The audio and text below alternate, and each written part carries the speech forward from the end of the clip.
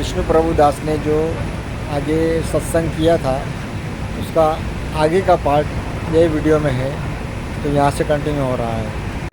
हरे कृष्णा। तो जीवन रथ चैनल में आप सभी का स्वागत है। तो आज हमारा पहला दिन है वृंदावन यात्रा में। तो मैं विष्णु प्रभु जी को रिक्वेस्ट करूंगा कि थोड़ा वृंदावन के बारे में बताएं कि वृंदावन क्या है, वृंदावन क्यों जाना चाहिए और हमारा मूड क्या होना चाहिए वृंदावन जाते वक्त। कृपा करके हमको थोड़ा बताएं। दिस इज थोड़ा एलैबोरेट करो, लाइक व्हेन ही रीच्ड। तो वो जैसे ही पहुंचते हैं ब्रज में, सबसे पहले तो वो देखते हैं कि चरण चिन्ह होता है भगवान का। वो देखते हैं कि धरती पे फ्रेम में आते हैं, धरती में चरण चिन्ह देखते हैं भगवान का।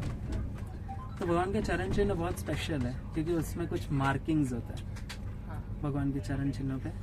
तो वृंदावन का एक अनरिटन रूल है कि कोई भी व्यक्ति, कोई भी पशु, कोई भी जंतु कभी भगवान ने पैर रखे हुए जगह पर वापस पैर नहीं रखता। इनफैक्ट अगर आप फर्स्ट कैंटो पहले स्कंद में कुंती महारानी ये चीज बोलती है कि आपका जो चरण है ये एक्चुअली भूमि के लिए एक ऑर्नामेंट है करके। तो ब्रजवासी वैसे मानते हैं कि भगवान का जो चरण है वो एक्चुअली ब्रज के लिए ऑर्नामेंट है। तो भगवान का चरण चिन्ह जहाँ पर भी है ना, तो सारे जो भी आता है ना उधर से वो उससे अलग होके ही चलता है और उसको वैसे का वैसा ही रखता है। तो जैसे ही अक्रूर जी वो चीज देखते हैं, अक्रूर जी सीधा नीचे गिरते हैं भूमि में और लोटपोट होने लगते हैं वृंदावन के रज में और एकदम एक्सटेसी में चले जाते हैं। उसके बाद वृंदावन का रज भी वैसा ही है। इनफैक्ट हमारे आचार्य ये भी बोलते हैं कि अगर आप वृंदावन, किसी को भी अगर वृंदावन जाना है तो द फर्स्ट सैंक्शन जो होता है ना वृंदावन जाने के लिए वो वृंदा देवी करती है। वृंदा देवी जो अधिष्ठाता है तुलसी देवी, तुलसी महारानी, तो वो सबसे पहले सैंक्शन करते हैं कि अच्छा ये डिवोटी का इच्छा है तो ये डिवोटी को ब्रज में ले लिया जाए। फिर वो सैंक्शन अगले व्यक्ति के पास जाता है। ऐसे जा जाके फिर गिरिराज के पास आता है। फिर गिरिराज बोलते कि ठीक है ये डिवोटी को आने देते हैं। फिर उसके बाद में वो वृक्षों के पास जाता है। फिर वो बोलते हैं ठीक है। फिर यमुना के पास जाता है, यमुना देवी बोलती है ठीक है। फिर रेणु के पास जो रज होता है उसके पास जाता है, बोलते हैं कि हाँ ठीक है ये आ सकता है। फिर फाइनली वो राधा रानी के पास जाता है, राधा रानी हाँ करती है। फिर राधा रानी कृष्णा को दिखाती है और कृष्णा, अगर राधा रानी हाँ बोलती है तो आप आधा गेम उधर ही जीत चुके हैं। कृष्णा ना नहीं बोलेगा, but then Krishna looks at it, Krishna says okay let him come. ऐसा जब इतना प्रोसेस पूरा कंप्लीट होता है तब भी हमारे अंदर एक इच्छा प्रकट होता है कि काश मैं वृंदावन जा पाता। क्या मैं वृंदावन जाऊं, ऐसा मैं अगर सोच रहा हूं तो उसके पीछे इतने सारे सैंक्शंस हो चुके हैं। उसके बाद वो इच्छा प्रकट होता है क्योंकि हम हमारे इच्छा से कभी वृंदावन नहीं जा सकते। ऐसे हमको लगता है कि हम हमारी इच्छा से कहीं पे भी चले जाएंगे, बिकॉज कृष्णा ये चीज बोलता है ना कि द्यूतम छलेतम अस्मि बोलता है कि I am the cheat of the gambler. वो सबसे बड़ा चीटर कौन होता है? वो गैम्बलिंग करते वो लोग होता है ना, दूसरों को चीटर। कृष्णा बोलते कि उसके अंदर का वो जो चीटिंग प्रोपेंसिटी है ना वो मैं हूँ करके। तो उसका मतलब आप कृष्णा को कभी चीट नहीं कर सकते। आप ऐसा कोई भी जगह आप नहीं जा सकते जिसमें कृष्णा ऐसा चाहे ही नहीं ऐसा कुछ होकर। वृंदावन तो छोड़ दो, वृंदावन तो उनका घर है। इवन हमारे आचार्य बोलते कि एक एक असुर जो वृंदावन आता था उसको एक्चुअली वृंदा देवी है ना स्क्रिप्ट बना के ऐसा बैठती थी कि अच्छा ठीक है ये इसको ये टाइम पे मोहित करके अंदर घुसाऊंगी। ताकि आपको अगर क्लासिक एग्जांपल चाहिए तो 10th कैंटो श्रीमद् भागवतम में एक चैप्टर आता है जिसके अंदर अघासुर नाम का एक असुर आता है जिसका कृष्णा वध करता है। तो उसके अंदर ऐसा बोलते हैं कि वृंदा देवी ने जानबूझ के अघासुर को वो टाइम पे अंदर लाया था क्योंकि बच्चे लोग खेलने में इतना बिजी हो गए थे कि वो लोग खेलना रोकना नहीं चाहते थे, पर कृष्णा का लंच टाइम हो गया था। तो उनको वो खेलना रोकना था, इसके वजह से उन्होंने अघासुर को अंदर आने दिया ताकि वो पूरा माइंड खेलने से डाइवर्ट हो। फिर अघासुर को मारने के बाद ये लोग सोचे कि चलो अभी खाना खा लेते हैं, तो ब्रेक आना चाहिए ना एक लीला के अंदर। तो उसके लिए उन्होंने अलाउ किया कि अघासुर को अंदर आने दिया जाए। तो हम लोग अगर ऐसा, it's a very good fortune कि हम लोग वृंदावन जा रहे हैं, तो we should be very grateful because some devotee has prayed for you. उसका मतलब कोई तो एक डिवोटी है जिन्होंने आपके लिए प्रार्थना किया है कि काश ये व्यक्ति व्रत जा पाए और ये सारा चीज़। नहीं तो हमारा कोई ऐसा योग्यता नहीं, मतलब एटलीस्ट मैं अपने आप के बारे में बोल सकता हूँ कि मेरा तो कोई योग्यता नहीं है कि मैं व्रत जा पाऊँ।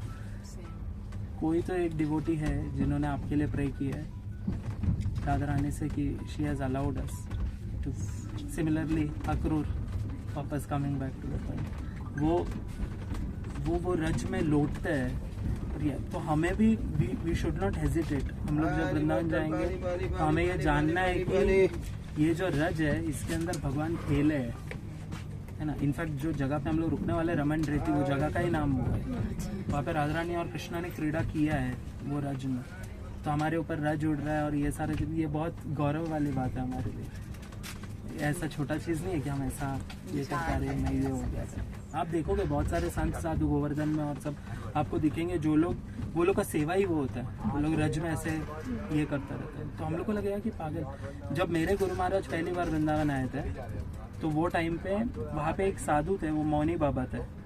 तो उन्होंने ना एक बड़ा सा उनका बोर्ड था, उसके अंदर चौक पीस से वो ऐसा लिखे महाराज को देख कि मैनी पीपल, उनको इंग्लिश आता था, तो उन्होंने ऐसा लिखा कि many people say that we are mad, the people of Vrindavan are mad, ऐसा। तो उन्होंने ऐसा पूछा और उन्होंने लिखा yes we are mad for Krishna, and beware if you are here for some long time you will also be mad. Actually, that is the certificate we should get. Correct. Certified mad people. तो for many people जो लोग अभी ये सब सुन रहे रहेंगे, मतलब ऐसा they might feel that what are these people saying, what are these people discussing, how is dust and sand and mud so valuable. And for us it is our life and soul, है ना। The dust of Vrindavan is all that we have. Yes, sir. And what is dust of Vrindavan? There was one story. Sorry ये बड़ा हो रहा है लेकिन फिर भी there is one story कि तानसेन करके एक सिंगर था अकबर के कोर्ट में। तो वो इतना अच्छा गाना गाता था, तो उसको एक बार अकबर ने पूछा कि यार तुम इतना अच्छा गाना गाता है, ये दुनिया में और कोई है क्या इससे अच्छा जो आलाप कर सकता है राग का। तो उसने बोला कि वो तो आप इसलिए बोल रहे हो क्योंकि आपने मेरे गुरु महाराज को गाते हुए सुना नहीं है करके। तो वो बोलते कि उनके गुरु महाराज का नाम स्वामी हरिदास था। तो वो बोलते कि आपके गुरु महाराज को बुलाओ फिर इधर, देखिए वो नहीं आएंगे यहाँ पे।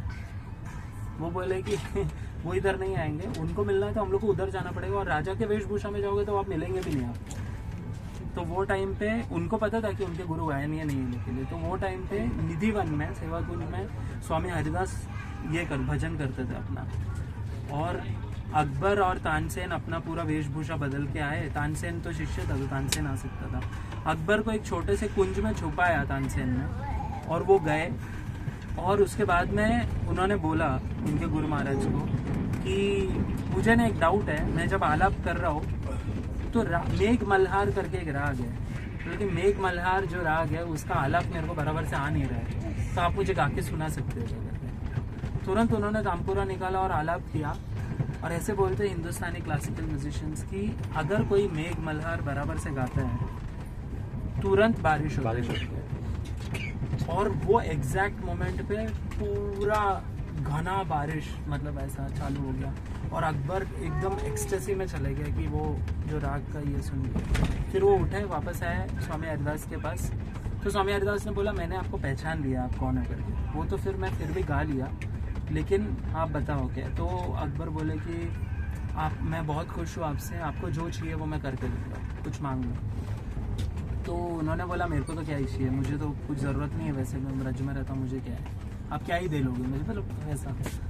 तो अकबर ने बोला नहीं कुछ भी मांगो, मैं बादशाह हूँ, आप कुछ भी मांगो मैं दे दूँगा। तो स्वामी हरिदास ने उनको बोला जमुना के तट पे एक सीढ़ी टूटा हुआ है, वो घाट है, वहाँ पे एक सीढ़ी टूटा हुआ है, थोड़ा सा हिस्सा ही टूटा है, वो थोड़ा ठीक कर दोगे क्या करके।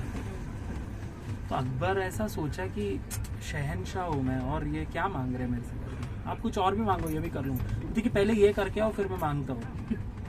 वो गए यमुना के तट पे और स्वामी हरिदास ने उनके जो भक्ति का बल है उससे उनको 1 सेकंड के लिए रियल वृंदावन दिखाया। अकबर ने देखा कि चिंतामणि जो जेम्स होता है ना, उससे एक्चुअली वो तट पूरा बना हुआ था। बोले कि ये ज्वेल्स और ये रूबीज ये सब एक्चुअली ये वर्ल्ड में है ही नहीं, तो मैं ये इसको लाऊंगा किधर से बनाने के लिए। तो तुरंत वो समझ गए कि मैंने क्या गलती किया। वो आए, गिरे स्वामी हरिदास के चरण पे। स्वामी हरिदास ने बोला तुम नहीं देख सकते वृंदावन, इसीलिए ये जगह पे आप कुछ नहीं, आप एक धूली को ये नहीं कर सकते, आप क्या बोल रहे हैं कि आप कुछ कर लो। तो हम लोग जा रहे हैं, इट इज़ ट्रू कि हम लोग के नज़र में, मतलब in our vision that Vrindavan is not there, may be in some people's vision it might be, but अपने को नहीं पता हम में से भी कितने लोगों को दिखेगा करके। लेकिन मेरा पॉइंट ऑफ व्यू ये है कि at least we can believe it is there, we can pray that one day by the mercy of Radha and Krishna we can see Vrindavan. Hare Krishna. Thank you sir. 20% ही है। चलेगा। अगर आपको ये सत्संग अच्छा लगे तो प्लीज़ लाइक, शेयर और सब्सक्राइब कीजिए। धन्यवाद। और बने रहिए, और सारे पार्ट आते रहेंगे। एंजॉय।